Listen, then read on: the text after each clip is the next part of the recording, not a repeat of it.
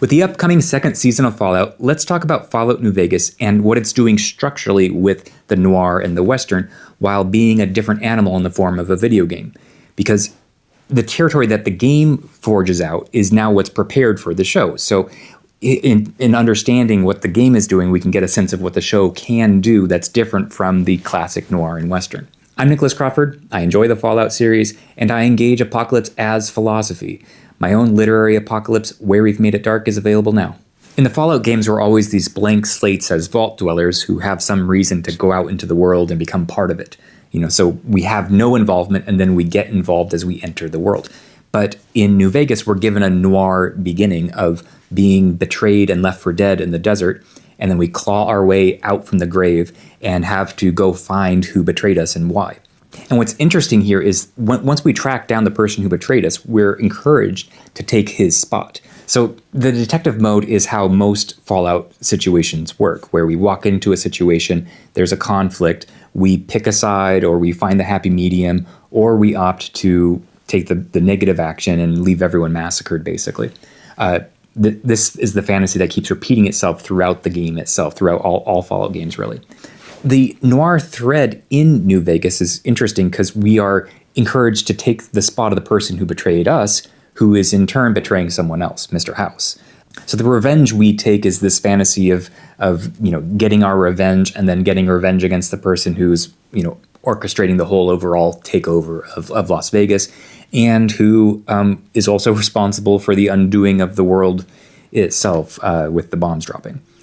But there are two main modes we're choosing from in New Vegas. Do we open up the world to no leadership, or do we choose the NCR, which is the main governmental force that's been built up by the original Fallout games as the force in the area, but its bureaucracy and expansion and corruption has caused so many problems that, do we just say good riddance to it or not as a failed state? Or do we take those struggles of the state on our own shoulders and go about individually meeting people in the wasteland, helping fix their problems, listening to their woes, but trying to get to some structural governance for the post-apocalypse? There are two main things to question here. There's the fantasy of what we're doing by playing this Fallout video game, and then there's the question of politics itself.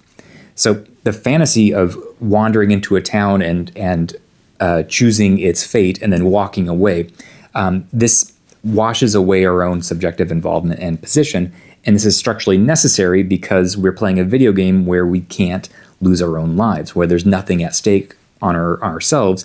All that's going to change is what our choice is. So we've got this fantasy of erasing our own position in order to engage with the world. So we've got this picture of the world that we're creating by playing a Fallout game. And that's the feeling that you get at the end of this game when you're like, I get to bask in all of the results of the things that I chose. This, you're weaving a tapestry. And when you replay the game, you make a few different choices. You feel the difference of making a different story that way. But it's not your story subjectively. It's this thing that you created phantasmatically, this thing that you're not actually involved in. Whereas especially with the noir, you are deeply, fully involved. The other comparison with the Western is, the man with no name who wanders into the town, and, the town's two gangs fighting, and you make your choices to undo their conflict and drill into their antagonism to reach some conclusion, to get out of this deadlock.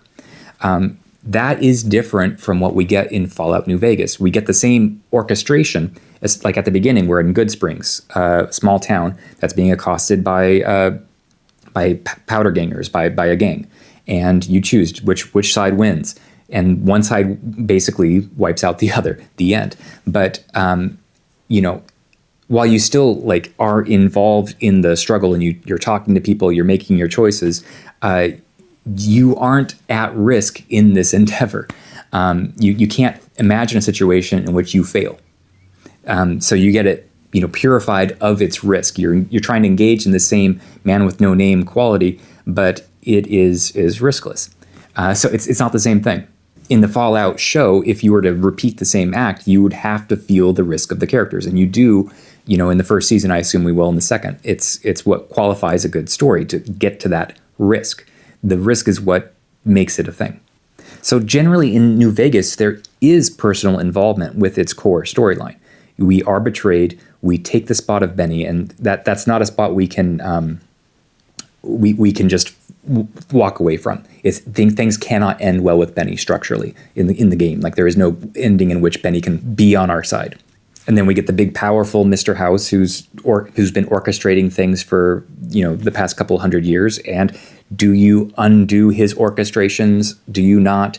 Do you side with the NCR? Do you choose the evil Legion, etc.? You as the player have the freedom to work on all sides at once until you get to the end and have to choose one. So you get this necessity of betrayal at one point or another with all of these groups. You can obviously choose never to work with the Legion or whatnot, but you're getting to these betrayals in order to weave your story.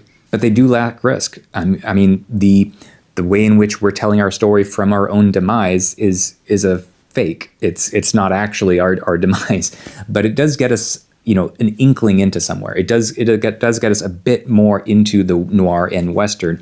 It just doesn't go far enough.